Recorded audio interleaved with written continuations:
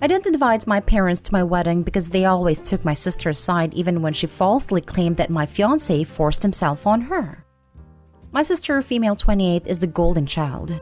She could do nothing wrong with my family. She is very beautiful and she got away with everything, even stealing 3 of my boyfriends in the past. I met my fiancé 5 years ago. I was in love with him immediately, and I think so was he. That left me reluctant to introduce him to my family, and sister in particular, because he's her type, rich and good-looking. After a year of secretly dating him, I was running out of excuses as to why I couldn't meet my family. I literally thought, screw it. If she took him, better now than when I've invested more years on this dude.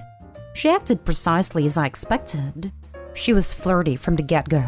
Except this time my fiancé didn't reciprocate and ignored her. One day my fiancé told me that he was receiving flirty texts from her and even one picture of her in a bra. I confronted her and we had a row in Mom's kitchen. She went upstairs crying, telling me that if she really wanted him, she would have him. My mom kicked me out and told me he's more my sister's age anyway. About 3 years ago, I was out of town for work for 2 weeks. And one evening, my fiancé started a video call on his iPad to show me how he was taking care of my bonsais. He was teasing me, pretending he's killing my plants, when the intercom called. It was my sister, so he buzzed her up. I told him to leave me on call to see what she's up to. She had a very short dress and heels. She came on to him, so I started recording. He told her no multiple times and she asked him why he chose a loser instead of her.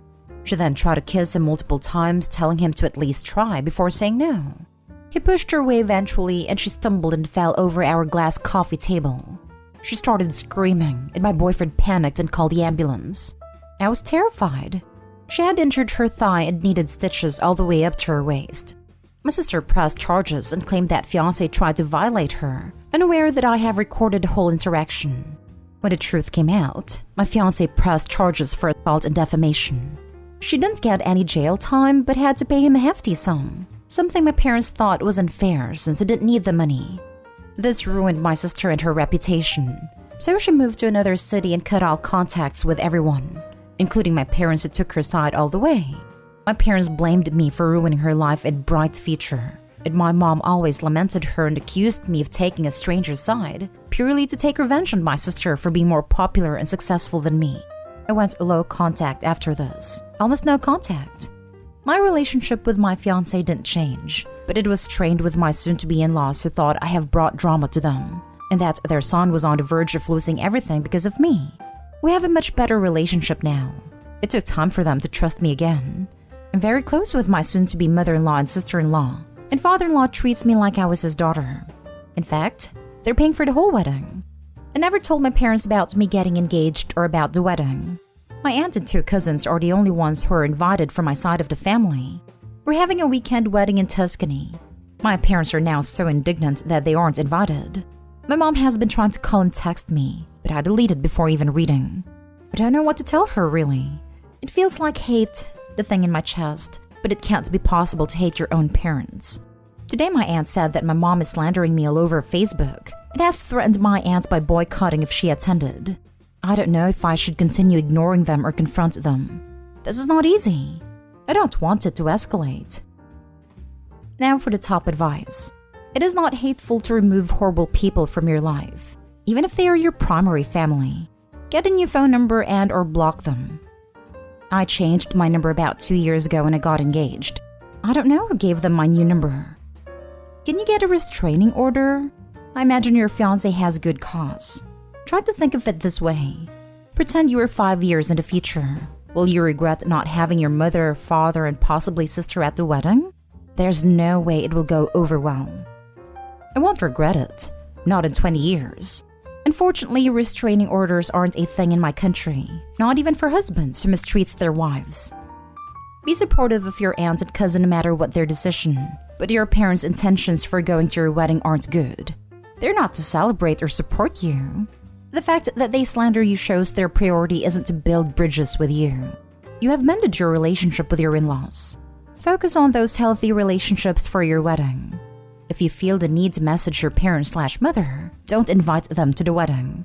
Tell them you're prepared to hear what they're reaching out now, and that you hope they're willing to make their behavior up to you so you can both move forward with improving your relationship for the future. You have nothing to apologize for. They do, especially your mother and sister. Congratulations, and do not let them near your wedding or tear you down. Yes, that's what I told my aunt. That she didn't need to attend if she didn't want to, but my cousins are already decided. I really don't want them in my wedding. I just don't know if I should confront them and tell them to stop or continue ghosting them. Both can lead to drama. Honestly, ghost them. I'm a bit of a petty soul, so I would definitely play up with getting on with your in-laws at all the wedding prepping on social media, because that's going to absolutely get to them. Forgive me for saying, but your mother and sisters seem very obsessed with how they look to others, and seeing you have a great time and being affected by their drama would be the biggest middle finger you could give them. If you're posting on social media about having the support of in-laws and friends to make up for not having support from them, and then they're bad-mouthing you, you won't need to tell them to be quiet, because anything they say will just make them look bad. Trust me, I'm not unaffected. I'm terrified of what could happen, and if it escalates to something like what happened 3 years ago. I'm trying to minimize the problem as much as I can. They mean so little to me to care to take revenge. I just want my anxiety to go away. It seems mighty likely you need to cut ties with anyone that supports your sister, including your parents. Sorry, at least your guy's family likes you. I haven't seen them in over 2 years and we live in the same city. Now for the last story. I have had enough of my stepdaughter, so I moved back to my parents with my son. I'm also 8 weeks pregnant and I don't know what to do. I don't know if this is even ethical because it's about a minor. I will keep it anonymous and hope for the best. I'm at the end of my tether here and I feel paralyzed and in desperate need of advice. I, female 38, met my husband, male 44, about 4 years ago. I'm 8 weeks pregnant. Only husband I know. I have a son, male 8, with my boyfriend who passed away in a car accident before my son was born. My husband has a daughter, female 13, from a previous marriage. Stepdaughter lives with us every other week.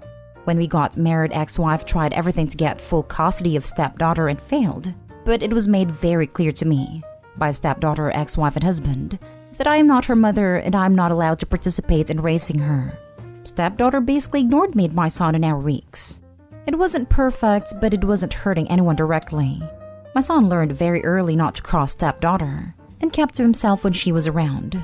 I suspect ex-wife behind stepdaughter's coldness towards me, and thought this must be hard for stepdaughter with all these changes. I tried to befriend her over the years, but she wasn't having it. It got worse when ex-wife remarried and got pregnant with twins 2 years ago. She started ignoring stepdaughter, trying to get my husband to have her more. We happily obliged, and basically stopped being a mother to her. It didn't help either that the new husband didn't like stepdaughter and wasn't shy about not wanting to raise another man's daughter.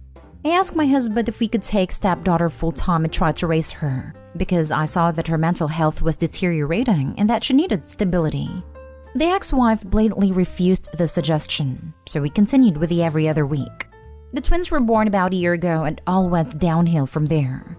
It seemed like the worse stepdaughter had it at her mom's, the more she hated me and my son. She would throw fits a couple of times every time she's with us. Break our stuff. Call me a witch if I try to tell her off. It's her house because her father bought it and we're just guests. She would yell at my son, and she even hit him a couple of times, telling him to keep to his room if he didn't like her treatment of him. When I told her not to put her hand on my son, she told me, "What are you going to do about it?" My son grew fearful of her and would ask me to take him to Grandpa, boyfriend's father, when she's living with us. I talked to my husband about it. I told him stepdaughter needed professional help because she's not feeling well and she's making us miserable when she's around. So she started to go to therapy, 6 months now. Other than that, my husband didn't know what to do either. If he tried to talk to her about being nice to us, she played innocent and told him she was playing around and hugged and kissed my son in front of him. And if he tried to be stern, she threw a tantrum and accused him of loving my son more than her. 3 months ago, my son's grandpa passed away. This hit my son and me very hard. My son was inconsolable for many weeks and couldn't really understand what it meant that he couldn't see Grandpa again. Grandpa was a carpenter, so his boyfriend. So since a very young age, my son loved hanging with him in the garage working. Many times when he's there, he came home with something they made together. butter knives, boxes, chessboards, and for my 38th birthday last summer, I got a stool that my son designed himself and built with his grandpa and then painted. This was the last project they had together since Grandpa passed away a few weeks later, so the stool was priceless to us. We had it in the kitchen. Stepdaughter made a lot of negative remarks about the stool, how ugly and poorly made it was. She laughed at my son's poor taste, and he was very distraught. This was the first time, however, that my husband got very angry at her and asked her to go to her room. She was so scared of his reaction that she went without any protest. This Christmas, stepdaughter was supposed to be with her mother. On Christmas Eve, her mother dropped her off at our house very early in the morning. Her new husband had decided he didn't want her to go with them to his parents' house, where they usually spent Christmas. Stepdaughter was on the verge of tears, standing there listening to her mother making excuses to my husband and me. My husband hugged stepdaughter the whole time, and I tried to fight away my tears. After her mom left, she went upstairs to her room to sleep. I also went to sleep since we don't usually wake up this early in holidays. My husband went to the gym and later he was going to the train station to bring my parents who were going to celebrate Christmas with us. Around 10 a.m., I heard my son screaming and crying downstairs. I ran down in horror. Stepdaughter had decided to break the stool my son had built with his grandpa, and she was trying to shove it in the fireplace. When she saw me, she smirked and said she didn't want ugly furniture in her house. I pulled her away and told her to go to her room and try to get the pieces of wood out of the fireplace. That was when she threw a scalding hot liquid in my face. It was a hot cocoa. I yelled in pain and my son started panicking, so I ran to him to tell him that I was fine. Stepdaughter stood there laughing. I took my son upstairs and went back to her. I grabbed her hard in her arm and started pulling, pushing, and dragging her up to her room and locked the door. Husband came home with my parents moments later. My mom took me to the emergency room, and my son insisted on coming with me. I had second-degree burn on my cheek and neck. When I went home, my husband was so mad at me for attacking stepdaughter by using force to get her to her room. He told me I should have had compassion knowing how hurt she was by her mother's abandonment. I told him that I had enough of this. I'm living a nightmare half of the time, having to walk in eggshells in my own home whenever she's around. My son is a prisoner in his own room when she's living with us, too terrified to cross a boundary of hers. I told him that I don't know how to handle this, and that it was a mistake from the beginning that I wasn't allowed to be a parental figure in her life with authority. He disagreed and told me that she has a kind heart and needed patience. But the thing is, I don't think she does. She targeted my son's handiwork, fully aware of its sentimental value. In my face, because she always hated the fact that my husband thinks I'm beautiful, it is opened with complimenting my eyes and smile. I didn't stay there for Christmas. I took my son and parents and went to my parents' home where I live now. My husband is in panic mode. He's been texting and calling me all the time, trying to get me to move back and work things out. Stepdaughter even texted apologizing. You probably made her. But I don't know what to do. I love him so much, but I'm ashamed to say that I hate that girl. My son starts hyperventilating of the thought of living with her again. And what about my unborn baby? I feel sick of the thought of having 50-50 custody of being at the mercy of his half-sister when it's my husband's week. This thought makes me want to have a termination. Please tell me if there's another solution to this hell I'm living. Now for the advice. Stepdaughter is a hot mess, and your husband is in serious denial. Even seeing you with an injury sustained at the hand of his daughter, he still defended her. Now that he's finally seeing consequences of his inactions, he says there will be change. Nope. His daughter needs a lot of help, and obviously the therapy is not enough. Your son probably needs therapy, because after years of dealing with his stepsister, he is heavily traumatized if not suffering from PTSD. Your new baby is in grave danger if it ever goes near its half-sister. Makes you wonder about the twins. Stay with your parents where it is safe. Your husband has to prove it is safe in his house, and an apology is nowhere near enough from your stepdaughter. Oddly enough, she loves her twin brothers and her stepdad very much. I've seen her with them in her last birthday. She was like a whole nother stepdaughter around them. You have second-degree burns, and he says she has a kind heart and you attacked her? You got attacked by her. You didn't even touch her other than getting her away from the fire until she did that to you. There was no telling what she might do next, so you had to manhandle her into her room for you and your son's safety. She saw how she injured you and did not relent and voluntarily go to her room. Honestly, make him an ex-husband. Press charges. Nothing will happen to her because of her age, but you need a paper trail ASAP in case you decide to keep the pregnancy so you can pursue full custody. This is not even about co-parenting. She was hurting your son out of jealousy for a long time. She already feels replaced by her mother with the twins. There is no telling what she will do if her dad has another kid.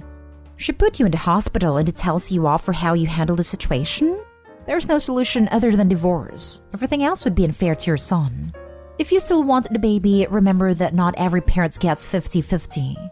You could insist on supervised visits only, or that he will only have the child on alternating days with his other kid. However, remember in 5 years she will be of age and can go wherever she pleases.